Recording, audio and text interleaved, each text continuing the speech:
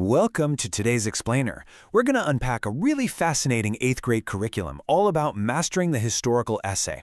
We'll be looking at how this program actually teaches students to be part detective, part storyteller, hunting down facts and sharing them the right way.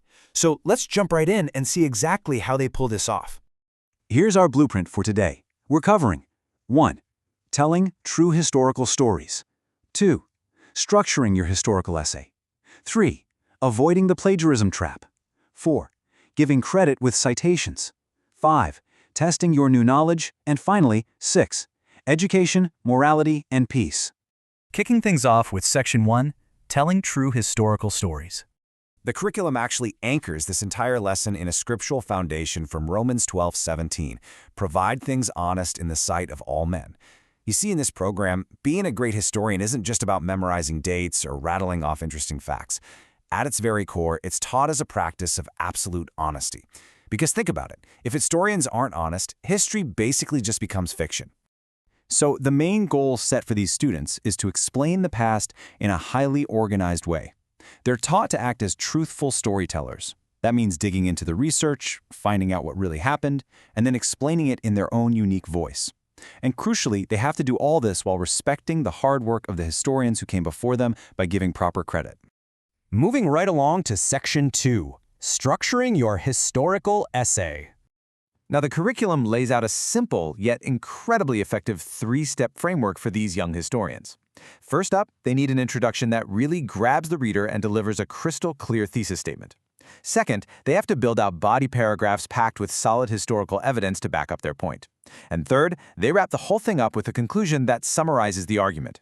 This structure just ensures the reader can easily follow the historical journey from start to finish. Take a look at this. It's provided as an example of a strong, clear thesis statement for that introduction.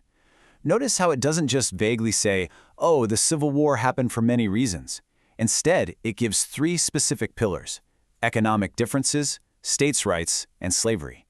It perfectly sets up exactly what the rest of the body paragraphs are going to prove. It's like a clear roadmap for the reader. All right, Section 3, Avoiding the Plagiarism Trap. The curriculum does not mince words here. It defines plagiarism very clearly for its students.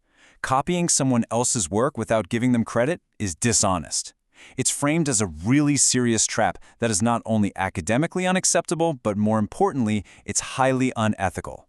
Steering clear of this is presented as absolutely essential for maintaining integrity, both in school and in life. To avoid falling into this trap, the material provides this really helpful direct comparison. Say a source reads, "The cotton gin revolutionized cotton production." A student can't just copy and paste that sentence and call it a day. They either have to use quotation marks and cite it, or put the fact entirely into their own words. A proper paraphrase would be something like, "The invention of the cotton gin greatly increased the speed of cotton processing." You see? It's the exact same historical fact, but completely new phrasing. That brings us to Section 4, Giving Credit with Citations.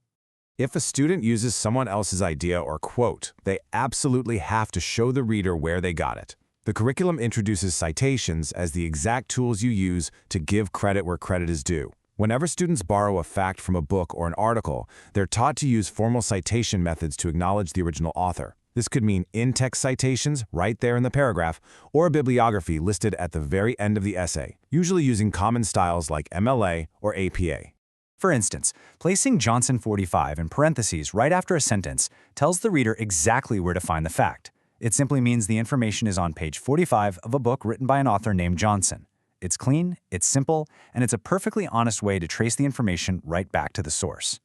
So, you might be wondering, why even bother with all these formatting rules? Well, the curriculum emphasizes that citing sources isn't just a random set of hoops to jump through. It strengthens writing, shows massive respect for the hard work of other authors, and it builds credibility. When people see those citations, they know the writer is a trustworthy historian whose arguments are backed up by real solid evidence. Now for Section 5, Testing Your New Knowledge. The curriculum actually tests this knowledge with a few rapid-fire questions. First up, what is a thesis statement? The expected answer, pointing right back to our Civil War example, is that a thesis is the clear, specific statement in an introduction that outlines the main argument of the entire essay. Question 2 asks, why is plagiarism wrong? The big takeaway here is that it's fundamentally unethical and academically unacceptable because you're taking someone else's hard work and pretending it's yours. It completely breaks the rule of honesty. The third question tests paraphrasing skills. It asks how to rewrite a sentence about the Great Depression to avoid plagiarism. A suggested correct approach from the material is to just flip the structure. So instead of the original, you might say, following the devastating stock market crash of 1929, the era known as the Great Depression commenced. Next, question 4 asks for an example of a citation style. This prompts students to recall those standard formatting acronyms like MLA or APA that guide exactly how historical evidence is presented. And the final review question covers the importance of citing sources in history. It really reinforces the idea that proper citations give rightful credit, show deep respect to original authors, and ultimately build the writer's own credibility as a highly reliable historian. Finally, we arrive at Section 6, Education, Morality, and Peace. Zooming out for a second, the core philosophy outlined in the HeroesMart Academy Godly Learner series is that biblical morality actually has to intertwine with education. The curriculum argues that academic skills, like avoiding plagiarism, must be paired with moral choices. From their perspective, being smart is kind of pointless if you use that intelligence to continue making bad, dishonest choices. Ultimately, they teach that education without morality will cause harm. This idea of integrity is directly tied to a promise found in Romans chapter 8, verses 6 through 7. The curriculum teaches that by keeping your mind focused on spiritual, honest, and truthful things, even when you're just writing a simple history paper, you are promised a profound peace of mind in your studies and in your life. As we wrap up this explainer, the source material leaves us with a really provocative thought. What is the point of being highly educated if you lack the moral integrity to use that knowledge for good? It's a fascinating challenge, right? It asks us to reflect on how education, writing skills, and a moral compass all intersect to make someone a true, honest force in the world.